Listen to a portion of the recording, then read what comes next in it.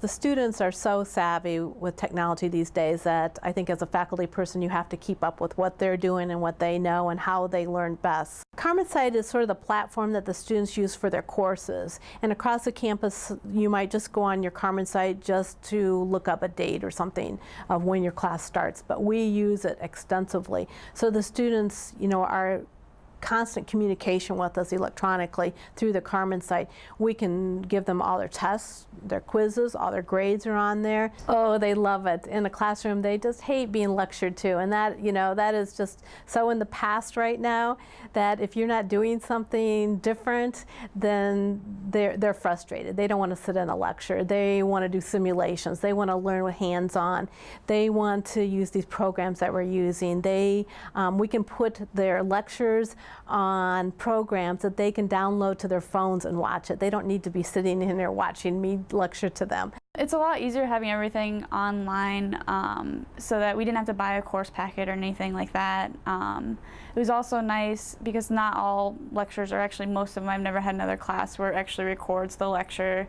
And so if we ever missed a class, it was just right there for us. A wiki site is a 2.0 application, and so what the students do instead of writing papers, they're all on wiki sites. So we divide them maybe into groups of 3. So they do a paper, but they also all contributed to it electronically. So the advantages of that is they don't ever have to meet because students hate meeting for group projects.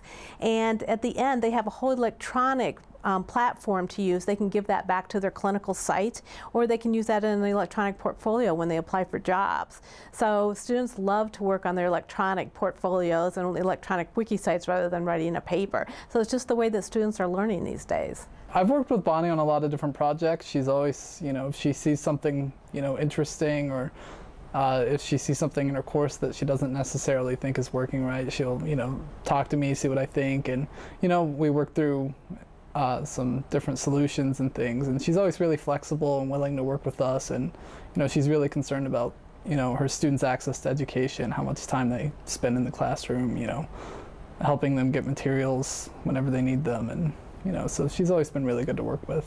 The students will find shortcuts for us to use, and sometimes I can show them something, but more than likely they're probably showing us a better way to do things electronically, or a faster way to do it, or have you tried this site?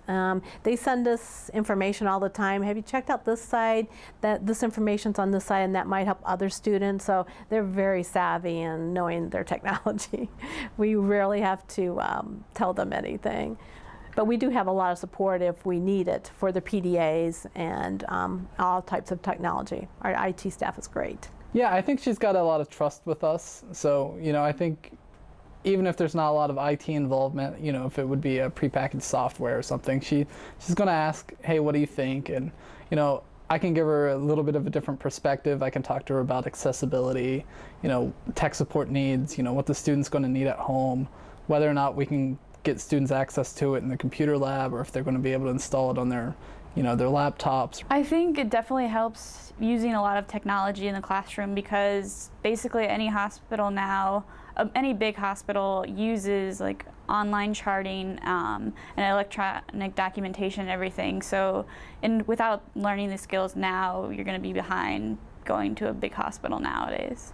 All of our students have PDAs. It's a requirement, and so a lot of things are right on, a lot of their information that they need is right at their fingertips. They take those over to clinical, and so they don't need a textbook over to clinical. They don't drag their textbooks into clinical anymore. They have everything on their PDA, and all the nurses are saying, why don't you look that up for me, or what can you look up for me?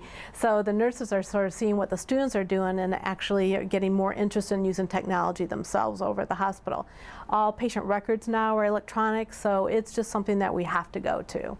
And as you can imagine, in nursing today, there's so much electronic use as far as our simulators that you're looking at in our background.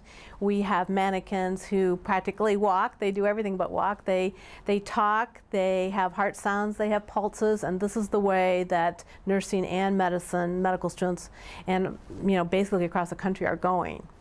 So we have entire labs of simulators.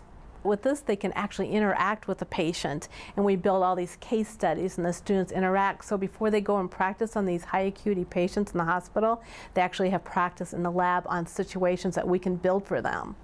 The future is electronic. If you're not doing simulations, teaching students that way, hands-on, you're behind. If you're not doing something different in the classroom besides lecturing, you're behind. If you're not doing electronic things in the clinical, you're behind. So we feel that we're really on the cutting edge at Ohio State.